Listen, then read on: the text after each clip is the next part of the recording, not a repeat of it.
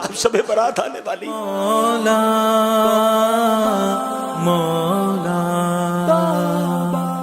پتہ ہے شب برات کو شب برات کیوں کہتے ہیں؟ یہ بری ہونے کی رات ہے، یہ مغفرت کی رات ہے.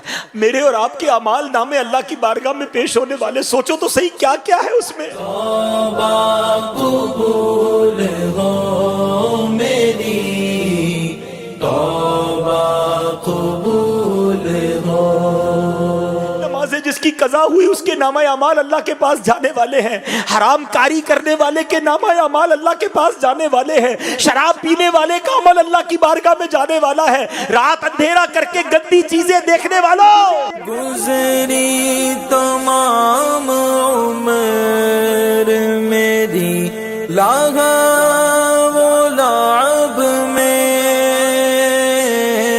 نامہ اعمال اللہ کی بارگاہ میں جانے والے ہیں. اے جھوٹ بولنے والوں، اے سود کا کام کرنے والوں، سوچو اللہ کی بارگاہ میں نامہ اعمال جانے والے ہیں. کیا منہ دکھائیں گے؟ کچھ بھی تو نہیں ہے. ایک راستہ ہے، ایک راستہ ہے کہ آج توبہ کر لیں. وہ بڑا کریم ہے، وہ پچھلے سارے گناہ معاف کر سکتا ہے. وہ رحمان ہے، وہ رحیم ہے، اس نے وعدہ کیا ہے. بس آج سچی توبہ کر لو. آؤ اپنے رب سے عرض کرتے ہیں، اے مولا بندے تیرے ہیں، خطا کار ہیں، مالک ہو گئے گناہ، ہمیں معاف کر دے. اے اللہ ہم کمزور ہیں، ہم سے ہو گئے گناہ، اے اللہ ہمیں معاف کر دے. آئندہ نہیں کریں گے گناہ، تجھ سے وعدہ کرتے مولا تو ہمیں معاف کر دے.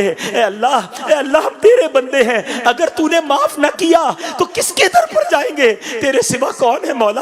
ہمیں معاف کر دے. اے کریم ہمیں معاف کر دے. تجھے تیرے محبوب کا واسطہ ہمیں معاف کر دے. آؤ آج سچے دل سے پکارو اسے. توبہ کر لو، اب نہیں کرنے. ہم سب کو پتا ہے کیا کیا گناہ کرتے ہیں. آج توبہ کر لو، اب تو دن بھی تھوڑے رہ گئے. آپ کو پتا ہے شب برات یہ بھی لکھا جائے گا کہ آئندہ سال کس نے دنیا سے جانا ہے. کیا پتا یہ شب برات، بلکہ شب برات بھی ملتی ہے کہ نہیں پتا.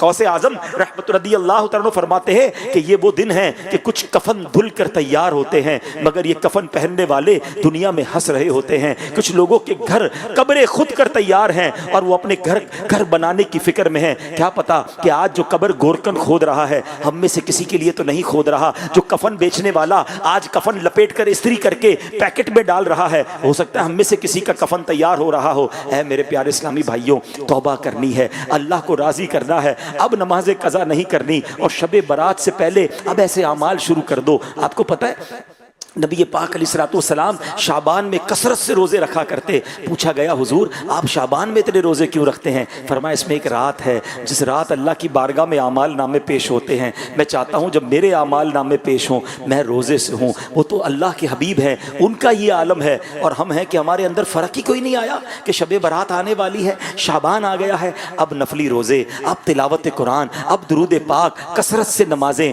خدا را اس کی عادت بنائیے. اور پھر خاص جب شب برات آ جائے تو 14 شعبان کا روزہ رکھنا ہے. پوری دنیا میں دعوت اسلامی والوں کی، عاشقان رسول کی مساجد میں یہ اہتمام ہوتا ہے 6 نوافل پڑھیں، وہ رات اجتماع میں عبادت میں صلاۃ التسبیح میں گزاریں، اور اس کے بعد 15 شعبان کا روزہ رکھیں تاکہ نامہ اعمال کا آخری دن بھی روزہ ہو جائے، نامہ اعمال کا پہلا دن بھی روزہ ہو جائے.